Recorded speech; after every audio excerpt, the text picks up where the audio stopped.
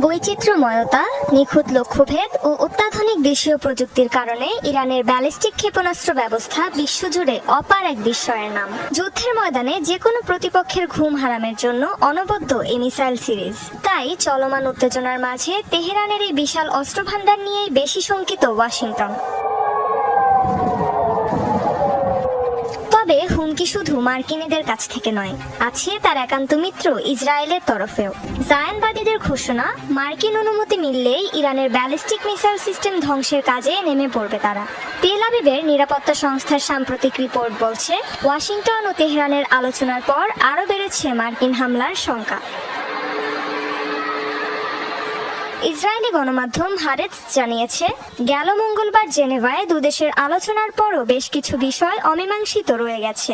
বিশেষ করে ইরানের ইউরেনিয়াম সমৃদ্ধিকরণ ইস্যুতে এখনো হয়নি কোনো সমঝোতা।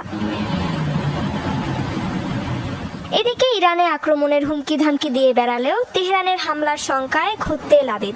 ইসরায়েলের প্রধানমন্ত্রী বেনিয়ামিন নেতানিয়াহু এক ভাষণে আগাম হুঁশিয়ারি দিয়ে বলেছেন, তাদের ওপর কোনো ধরনের হামলা এলে ভয়াবহ পরিণতি দেখবে খামেনি প্রশাসন।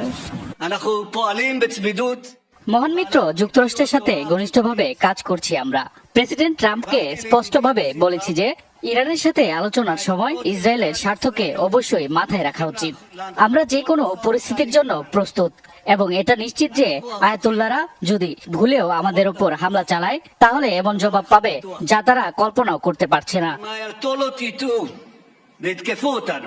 ইসরায়েলের নিরাপত্তা সংস্থাগুলো মনে করছে, আলোচনার মাধ্যমে কোনো সমাধান না এলে দ্রুতই ইরানি ভূখণ্ডে হামলার নির্দেশ আসতে পারে ট্রাম্প প্রশাসনের পক্ষ থেকে, আর এতে সরাসরি অংশ নিতে পারে নেতানিয়াহু বাহিনীও।